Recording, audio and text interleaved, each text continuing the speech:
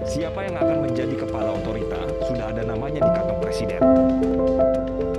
Undang-undang ini akan memastikan hari keberlanjutan itu. Dan mengenai Meskipun mendapatkan banyak penentangan dari berbagai pihak, pemerintah Jokowi menyatakan akan tetap melanjutkan rencana pemindahan Ibu Kota Negara atau IKN, yang sebelumnya berada di Jakarta ke Provinsi Kalimantan Timur. Pembangunan ibu kota baru dalam satu paket dengan pemulihan ekonomi pandemi COVID-19. Bahkan, pemerintah bersama DPR juga sedang menyusun RUU Ibu Kota Negara, yang akan melegalkan rencana tersebut.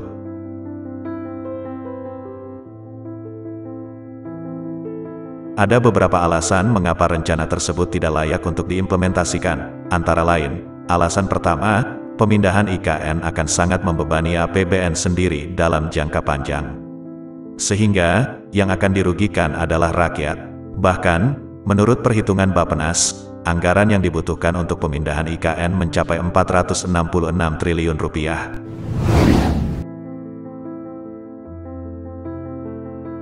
Meskipun pemerintah sendiri mengklaim, anggaran APBN yang akan dialokasikan untuk kebijakan itu kurang dari 20%, dan sebagian besar berasal dari swasta. Adapun rinciannya, melalui APBN porsinya 19,2% atau 89,472 triliun rupiah. Sedangkan melalui swasta, dengan porsi 26,2%, atau sebesar 122,092 triliun rupiah. Selanjutnya melalui KPBU atau kerjasama pemerintah dan badan usaha, sebesar 254,436 triliun rupiah, yang prosentasenya 54,6%.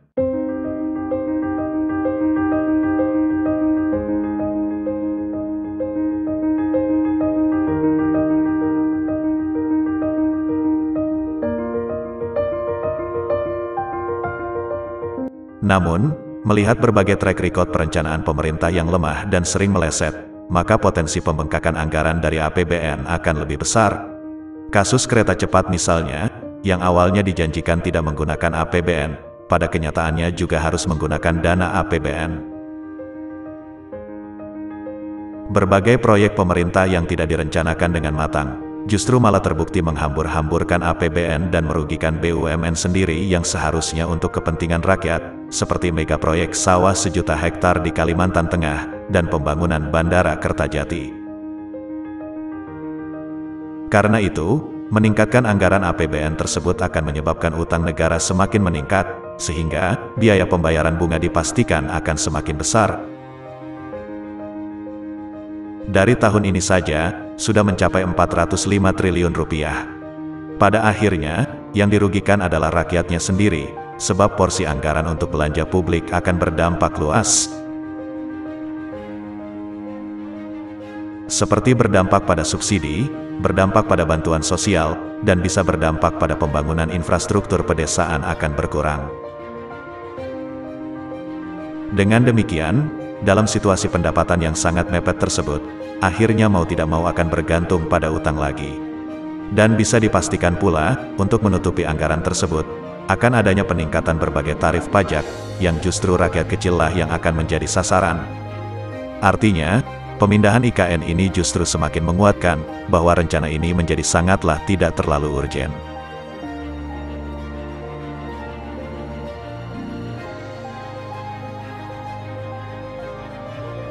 Alasan kedua, pemindahan IKN akan semakin merusak ekologi Kalimantan Timur, yang saat ini sudah sangat parah, akibat kegiatan penambangan, perkebunan, dan industri kayu. Pertambangan batu bara di Kalimantan Timur menyisakan ratusan lubang bekas tambang yang tidak direklamasi. Dalam beberapa tahun terakhir, Provinsi Kalimantan Timur telah beberapa kali dilanda banjir akibat proses deforestasi untuk kepentingan korporasi, khususnya di sektor pertambangan dan sektor perkebunan. Bahkan, calon lokasi ibu kota baru, yaitu Penajam Pasir Utara, yang oleh pemerintah Jokowi dijamin bebas dari banjir dan gempa itu ternyata justru malah mengalami banjir parah, tepatnya pada akhir tahun 2021 lalu, akibat curah hujan yang tinggi dan naiknya pasang laut. Selain itu, klaim bahwa ibu kota baru juga relatif aman dari gempa, ternyata juga dibantah oleh BMKG. Menurut lembaga itu, di Kalimantan sendiri terdapat banyak sumber gempa, seperti Sesar Meratus, Sesar Mangkalihat, Sesar Tarakan, Sesar Maratua, Sesar Sampurna, dan Sesar Paternoster.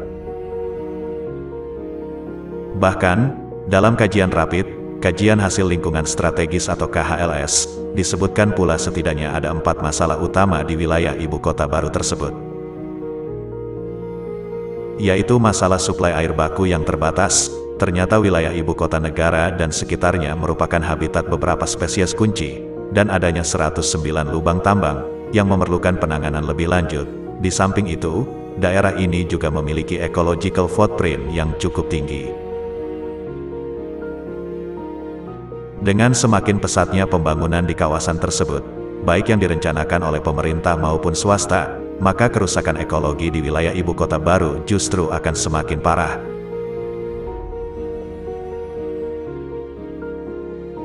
Inilah beberapa alasan mengapa IKN saat ini harus ditolak dan tidak perlu dilanjutkan. Sebab, bukan hanya akan merusak lingkungan di Kalimantan, yang saat ini telah membuat penduduknya menderita. Namun, juga akan membuat beban APBN akan semakin besar, karena beban utang dan terlebih lagi bunganya sendiri. Selain itu, keterlibatan pihak asing sejak awal akan menyebabkan hilangnya kemandirian Indonesia dari sisi ekonomi dan politik. Dalam perspektif Islam, hal-hal tersebut sangat terang benderang bertentangan dengan ajaran-ajaran Islam, khususnya mengenai larangan menciptakan mudorot, keharaman membiayai APBN dengan utang ribawi, dan larangan menjadikan orang-orang kafir menguasai kaum muslimin.